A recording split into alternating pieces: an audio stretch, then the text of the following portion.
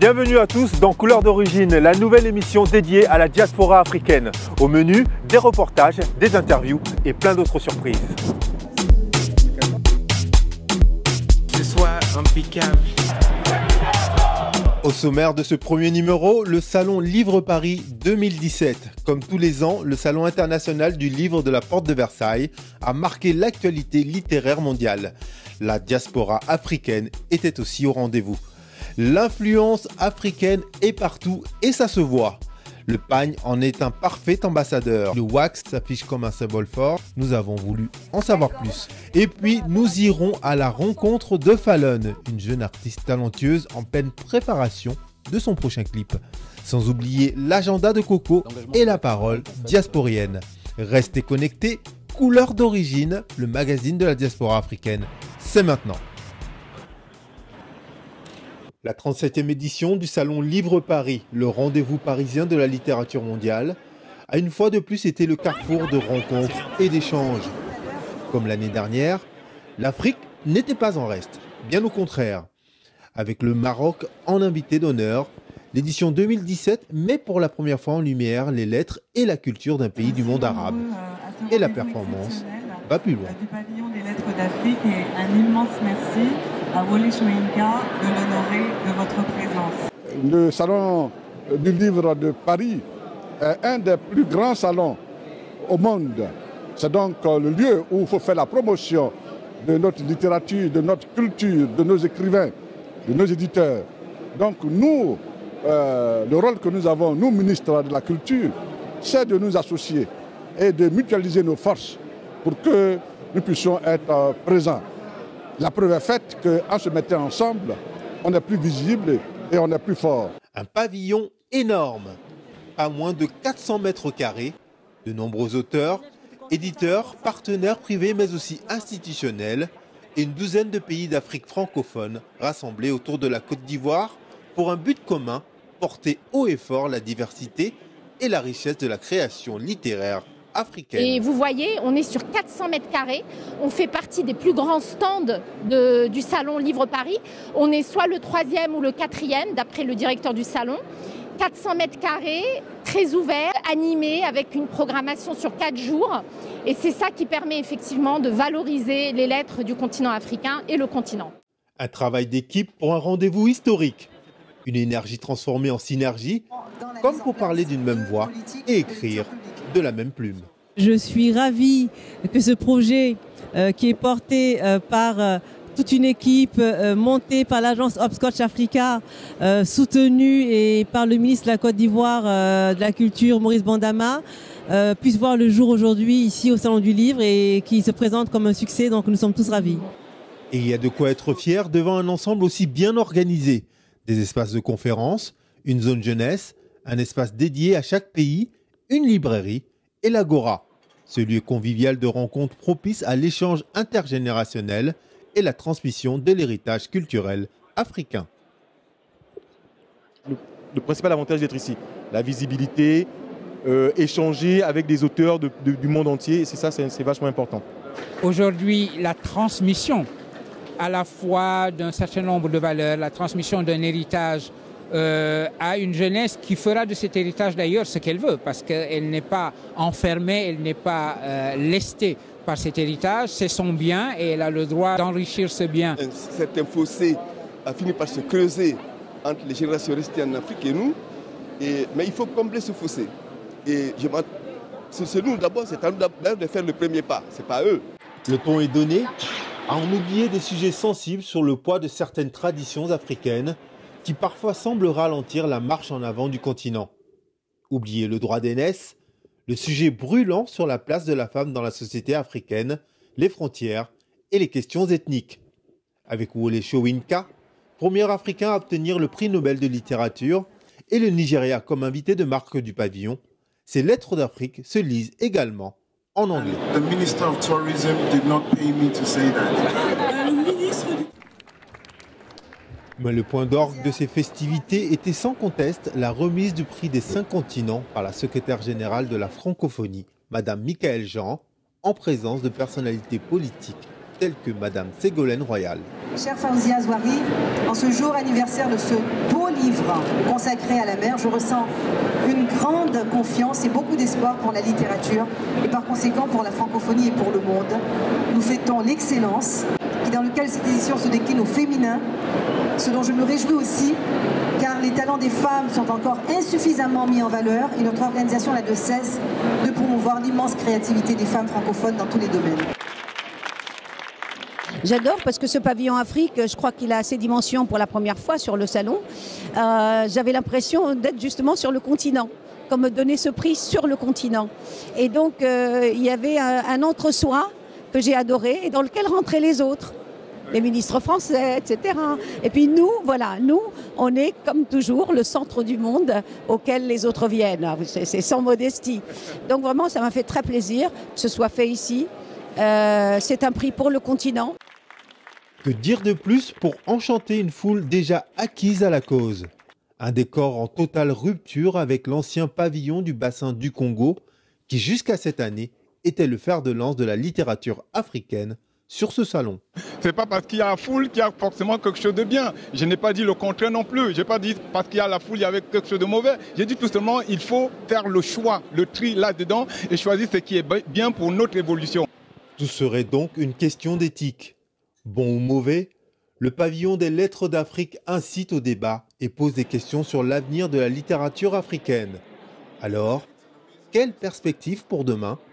L'UNESCO, cette année, en 2017, a fait de la Guinée la capitale mondiale du livre. Et comme on le sait tous, le livre est un peu en perdition parce que les gens se refusent sur les tablettes et sur leur téléphone. Donc je trouve que c'est génial que l'Afrique soit le berceau pour démarrer la renaissance du livre. Le travail se fait à tous les niveaux. D'abord, il faut penser que le tissu guinéen est très jeune. Donc nous avons inclus les problématiques des jeunes afin qu'ils puissent prendre part largement à cette aventure pour qu'on puisse réussir cet événement de Guinée, capitale mondiale du livre. Je pense que la création africaine en termes littéraires, intellectuels et artistiques se doit d'être présente dans tous les espaces.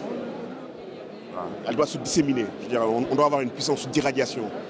On doit bien sûr être présent sur le continent, mais on doit être présent partout ailleurs où il est question de création et de mettre en lumière ce qui se fait dans les littératures et dans les arts. Justement, le prix Ivoire répond à cette attente puisqu'il permet de décerner, d'encourager un auteur africain à partir du continent, en fonction de nos sensibilités, en fonction de ce qu'on perçoit nous-mêmes en tant que professionnels du livre.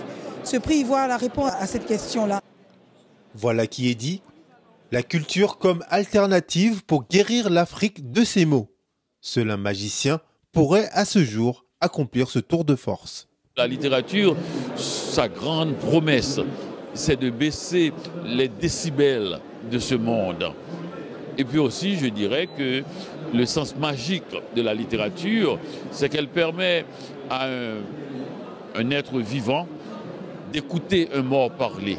Ce qui est tout à fait, comme je l'ai dit, magique.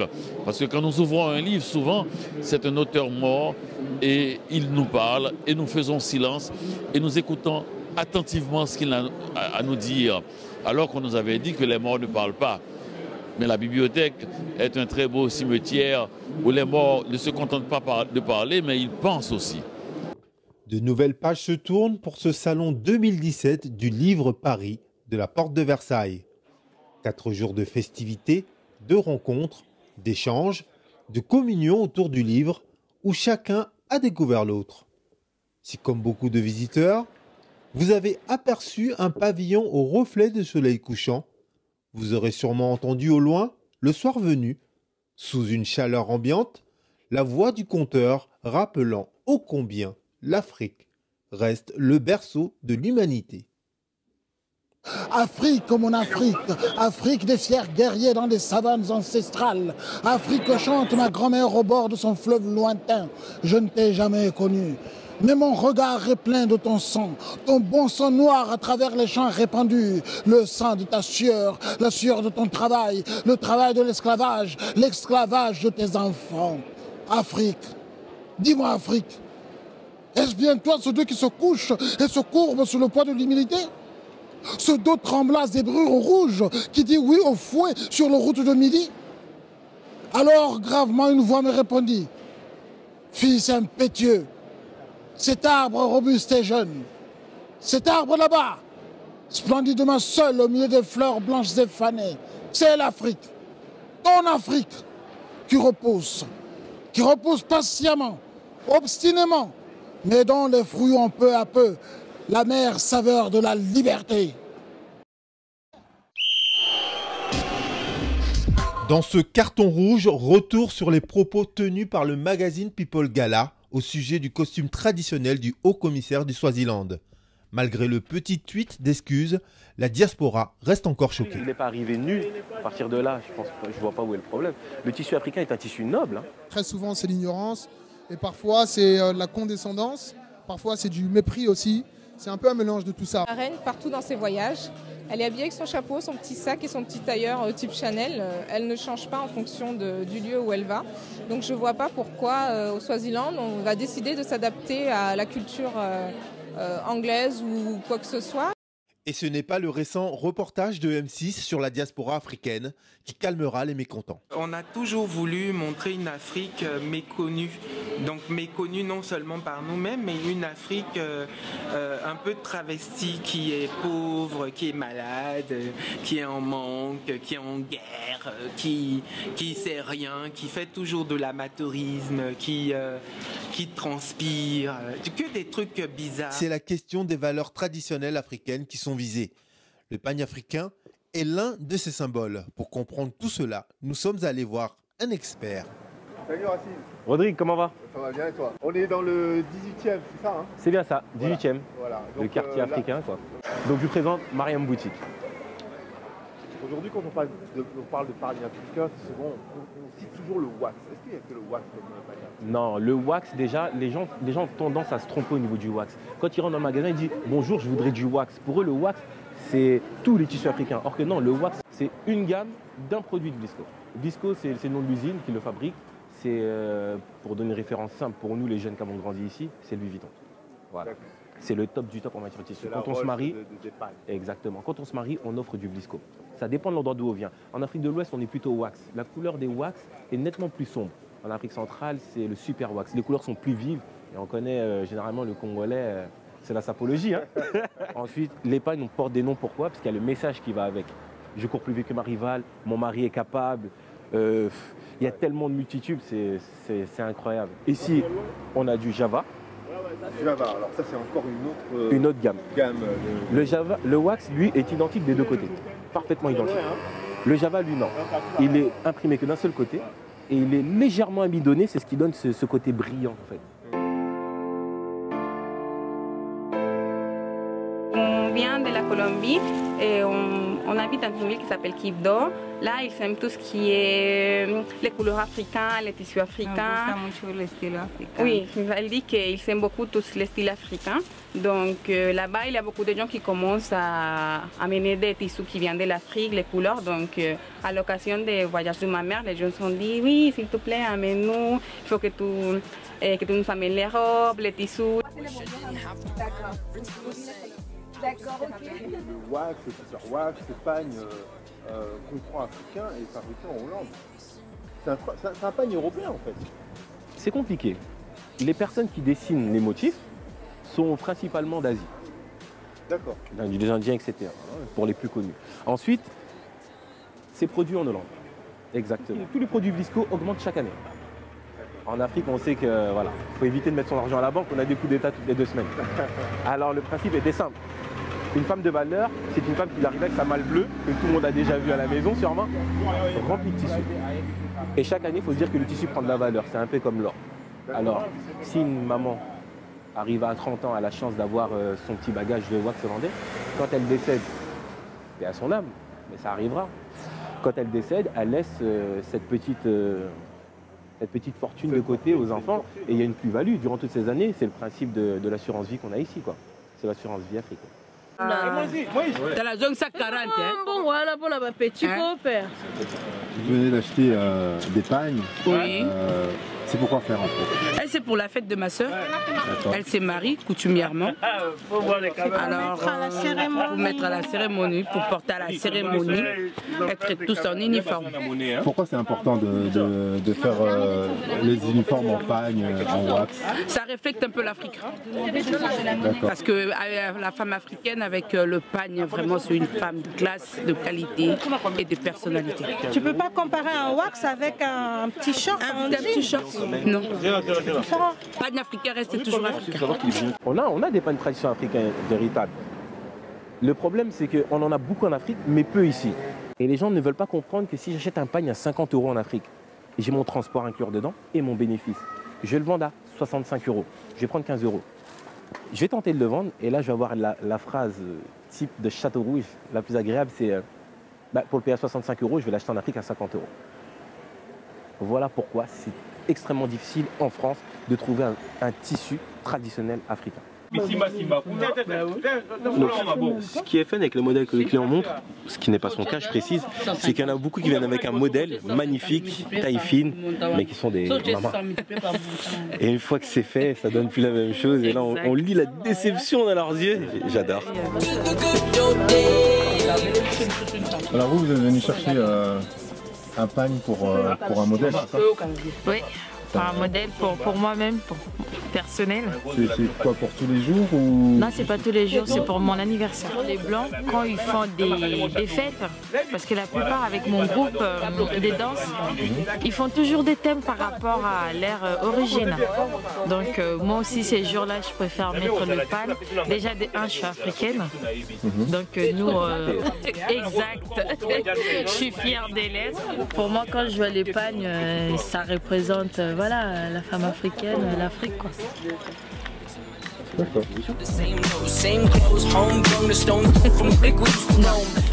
Afin de mieux comprendre l'ampleur du phénomène wax, nous vous proposons de replonger dans un événement organisé autour du tissu il y a quelques semaines en région parisienne. Happy 50, en fait, c'est une vente privée multicréateurs qui sont spécialisés dans le wax. Et le concept, c'est qu'il n'y a aucun produit qui excède les 50 €. Donc l'idée, c'est vraiment de permettre aux créateurs de pouvoir à un moment donné liquider leur stock et aux consommateurs de pouvoir acheter des pièces à prix doux.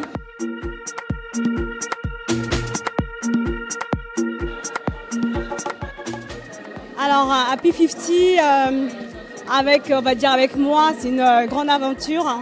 Donc on a commencé, on va dire, il y a à peu près 2 ans. Donc moi je suis créatrice d'accessoires de mode en wax. Il ne faut pas généraliser, c'est pas que les Africains qui mettent du wax. Voilà, Zara a lancé une collection en wax il y a 1 an, 2 ans. C'est un tissu qui est tendance, qu'on retrouve sur les podiums. Donc faut pas non plus penser que voilà, le wax c'est africain, mais maintenant c'est vraiment devenu quelque chose que tout le monde met. Je fais aussi du wax métissé, donc je mélange beaucoup les matières. En fait, c'est le mélange des matières, comme un peu la chemise que je porte. Voilà, c'est pas du 100% wax. Et c'est du wax modernisé. Voilà. Alors d'après moi, c'est la diaspora en fait qui commence à s'affirmer et qui a un peu démocratisé le wax. Si vous vous promenez du côté du Printemps et des Galeries Lafayette, vous verrez que les vitrines, c'est afro et wax. C'est la tendance un peu à la mode, cool, afro et tout ça. Mais ça s'explique aussi quelque part parce que les enfants, à savoir nous, on a grandi. Et on a grandi, on est né grandi pour la plupart en France et on a des besoins. On a besoin de se retrouver, on a besoin de nos repères. Et donc du coup, on a besoin de porter certains types de vêtements, de porter certains types de coiffures. Voilà, c'est la culture qui transpire en nous, qui a besoin de s'exprimer au quotidien. On n'a pas de partenaire financier, mais c'est vrai qu'au niveau de la communication, il y a pas mal de gros blogs qui sont avec nous depuis le début en fait, comme par exemple La Scandaleuse ou plus récemment Noir et Fier. On a eu aussi Negro News qui a beaucoup communiqué sur nos événements, mais niveau partenaire financier, non, on n'en a aucun. Voilà, on tourne en fonds propres depuis le début en fait. Moi c'est surtout ma sœur qui m'a dit oh il y a un truc de wax et tout si ça te branche. Et c'est vrai que c'est pas mal quoi les accessoires et tout, du coup on s'est lancé puis on a trouvé notre bonheur. C'est pas que pour les filles, voilà. Après pour jouer un peu le macho, on peut dire que c'est les hommes qui ont le pouvoir d'achat, donc voilà quoi. Exactement. Mais ça c'était en 1940. Quand vous voyez au Happy 50, il n'y a pas que des Africains, il y a également des Blancs, il y a un peu de tout en fait. Et c'est ça qui est intéressant, c'est qu'on parle d'une Afrique qui réunit et pas une Afrique qui divise. Comme toutes les Africaines, elle aime le pagne et les beaux habits. Comme beaucoup de femmes, elle prône la liberté d'expression et l'égalité des sexes. Les comparaisons s'arrêtent là. Une rencontre avec Fallon reste, quoi qu'il arrive, inoubliable. Moi, c'est Fallon. Alors on tourne mon nouveau clip, un single afro-pop que j'ai composé il y a déjà 2 ans. Et j'ai eu l'inspiration, j'ai eu des images précises de ce que je voulais pour ce clip. Je voulais un clip qui se rapproche un maximum de plein de choses que je suis, délirante, faire de l'autodérision. J'aime les couleurs, mes origines, j'aime l'ambiance des salons de coiffure et j'ai fréquenté ces salons de coiffure là. Et puis voilà, j'ai assemblé tout ça dans ce clip-là et il correspond parfaitement à ce que je vis en ce moment. C'est dans les rues du 18e arrondissement de Paris, à Château d'Eau plus exactement, que notre équipe a retrouvé Fallon et son équipe pour le tournage du clip de son dernier single. Fallon, elle chante plus tout ce qui est un peu rock. Et du coup, c'est le premier clip que j'ai travaillé avec elle, c'était une première dans le milieu. Et puis là, elle m'a appelé pour un titre afro-pop. Et puis j'ai dit ouais, pourquoi pas. Et voilà. Ah oui, je suis chanteuse, actrice et danseuse à mes heures perdues pour mes clips.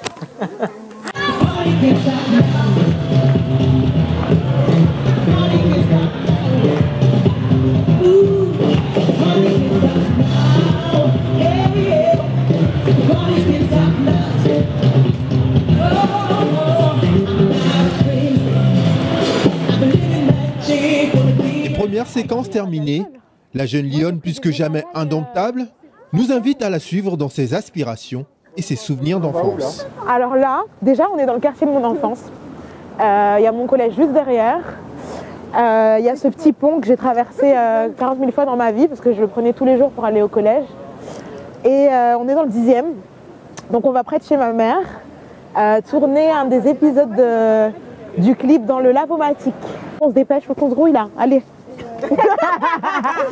Comment on peut expliquer qu'aujourd'hui c'est difficile pour des jeunes Français comme toi de percer ici dans leur domaine? Il y a encore des carcans qui sont très très rigides.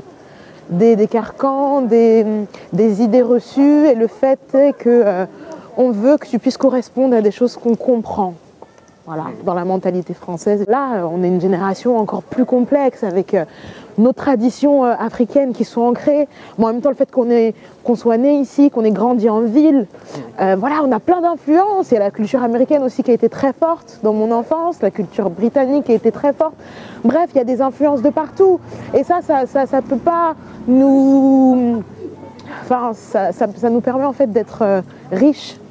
D'avoir une culture riche et ça se ressent dans la musique, ça se ressent dans les créations, ça se ressent dans les styles. Et là aujourd'hui en France, moi j'ai envie que tous ces carcans-là, ils laissent la place. Ouais, tu as envie de faire ça en France et tu t'en vas, alors comment on peut expliquer ça? Ouais, mais le truc c'est que je me suis posé la question, je me suis dit, Fallon, est-ce que tu as envie de te donner pour mission de changer les mentalités?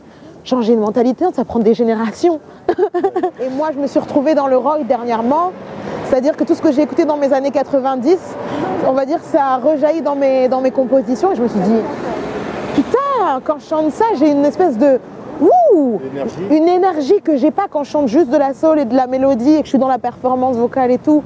Et donc moi, mon but, c'est d'arriver, on va dire, peu importe le style, on va dire, enlever ces questions de style. Je fais du R&B, je fais de la soul, je fais du rock, je fais du truc.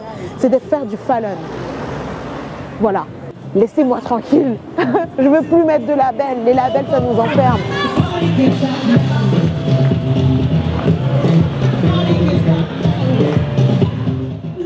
Est-ce que ta couleur de peau te ralentit aujourd'hui en France?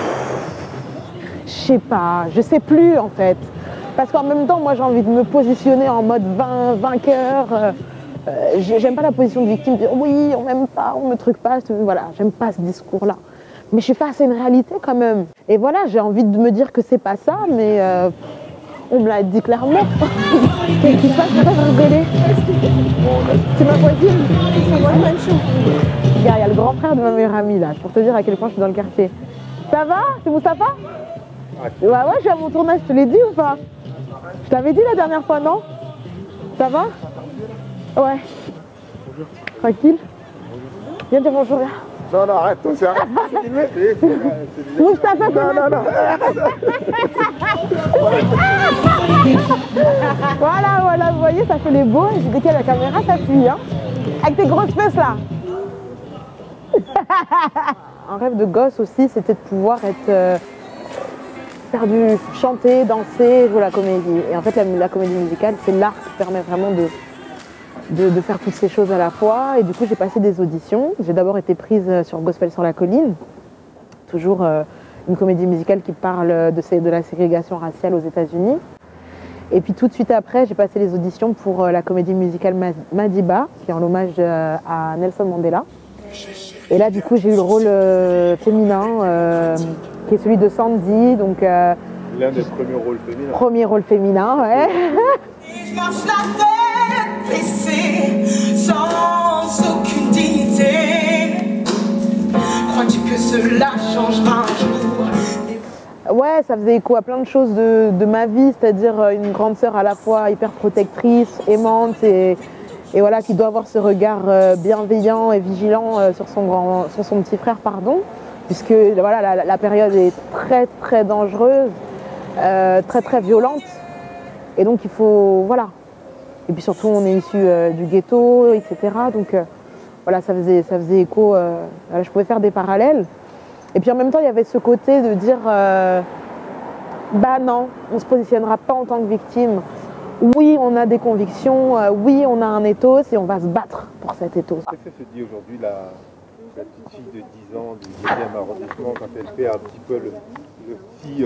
bon, c'est pas que t'es très vieille, mais si on disait, tu te rejettes un petit peu et tu te vois encore à 10, on va dire 8-10 ans et tu te dis aujourd'hui avec le parcours, est-ce qu'il y aura des choses que tu vas changer ou pas? Elle est belle ta question. Bah déjà, je la féliciterais. Je la prendrais dans mes bras et je lui dirais, oh là là, tu t'imaginais ou pas? Elle me dirait, franchement, si j'avais su, je me serais beaucoup plus lâchée, c'est-à-dire j'aurais eu plus confiance en moi, dans le sens lâché. T'as pas l'air d'être quelqu'un qui n'a pas confiance en moi. Pas du tout, aujourd'hui, mais le parcours, il est là. Le parcours, il est là. Alors la première étape, c'est un clip à finir. Un clip à finir, juste là. Je vais te laisser finir. Merci. À toutes, à toutes.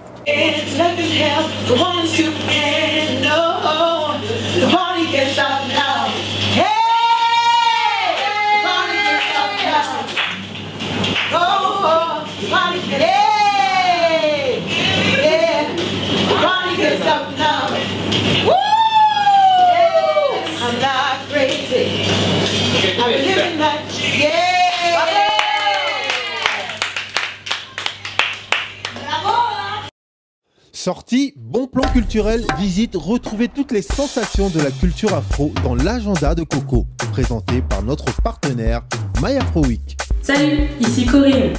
Le monde afro est en ébullition. Notre agenda commence par la NHA qui se déroulera le 10 juin au Parc Floral de Vincennes. Côté expo, n'oubliez pas d'aller voir ou revoir Nous et les autres au Musée de l'Homme à Paris. L'occasion de comprendre comment naissent les idées liées au racisme. Cette exposition a commencé le 31 mars 2017, elle se terminera le 8 janvier 2018. Et jusqu'au 30 juillet, l'Institut du monde arabe vous accueille pour l'exposition appelée Trésor de l'islam en Afrique de Tombouctou à Zanzibar. Un fabuleux voyage au cœur de la culture arabo-musulmane par le biais de l'art et de l'artisanat. Voir et revoir, impression mémorielle, toujours au Musée de l'Homme, place Trocadéro, une exposition qui réunit le travail de 10 photographes français, africains et brésiliens autour du thème de la traite négrière et de l'esclavage. L'innovation technologique africaine, on en parle à la conférence Afrobyte qui aura lieu au siège du MEDEF à Paris le 8 juin prochain. Et pour finir, je vous donne rendez-vous le 7 juin à partir de 19 h pour la première de la Heaven Live Session. Regardez. Bonjour à tous. Je suis Sabrina. À tous les passionnés et tous les amoureux du gospel et de la musique, rendez-vous le mercredi 7 juin de 19h à 22h à l'étage bar et restaurant dans le 10e arrondissement de Paris pour la première édition du Haven Live Session.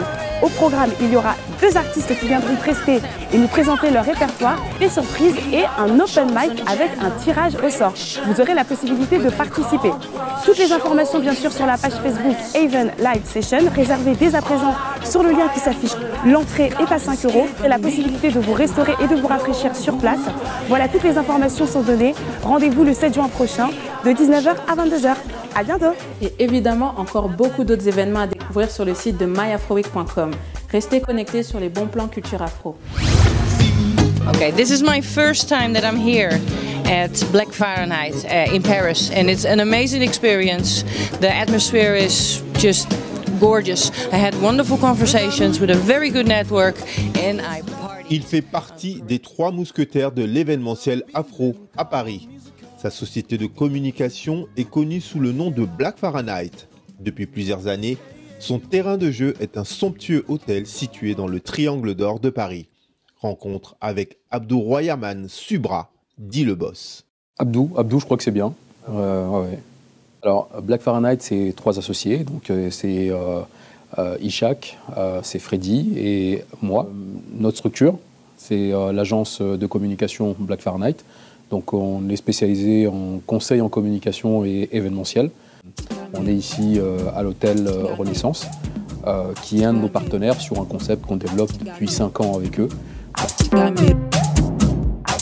Alors, l'air du temps, c'est un concept en fait networking qui se déroule en 3 phases. Une première phase qui est plutôt networking, donc c'est un instant calme, propice justement à l'échange. Une deuxième phase qui est le focus. Le focus, en fait, c'est un acteur qu'on trouve pertinent de la communauté diaspora afro-internationale qu'on choisit en fait pour mettre en lumière. Troisième phase, c'est donc un instant clubbing. On a un DJ qui est là, qui ambiance donc nos manifestations. Il y a aussi l'exécutif network. Et l'exécutif network, c'est un concept qui est poussé beaucoup plus networking qui peut aller jusqu'à une configuration conférence. Un autre concept qu'on est en train de pousser actuellement, c'est Ubuntu Legacy. Donc Ubuntu Legacy, on se réapproprie les valeurs basées sur une philosophie africaine plutôt, et on la transpose sur notre contexte aujourd'hui, donc en tant que membre de la diaspora. Il y a eu forcément des obstacles, mais c'est vrai qu'on ne s'arrête pas particulièrement sur les obstacles. C'est pas ce genre de choses qu'on imprime en fait dans notre parcours. Quand nos membres arrivent à nos événements, il y a comme, en tout cas c'est l'énergie qu'on ressent avec mes associés, c'est cette énergie de fierté. En d'autres lieux, beaucoup se sentent parfois dévalorisés ou pas estimés comme il se doit. La plus belle des émotions finalement, c'est de les voir arriver dans cet hôtel 5 étoiles, dans ce beau lieu, et d'être vraiment très fiers d'être là. Pour nous, ça c'est une réussite. À partir de la rentrée donc 2017, nos membres vont pouvoir fonctionner avec une carte qui leur sera attitrée.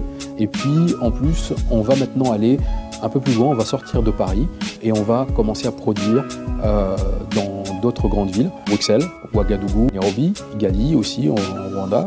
On veut vraiment avoir une communauté qui évolue avec une intelligence collective, mais surtout construire une communauté de valeurs. Couleurs d'origine, c'est terminé. Retrouvez l'ensemble des sujets et reportages de l'émission sur la chaîne YouTube de Kemai Prod. Vous avez aimé notre émission? Faites-le savoir en vous abonnant à la chaîne YouTube Kemai Prod ou en suivant nos aventures sur Facebook. On se retrouve dans 15 jours pour le grand Diasporama by Kemai. En attendant, restez connectés et faites maigrir les jaloux. À la prochaine.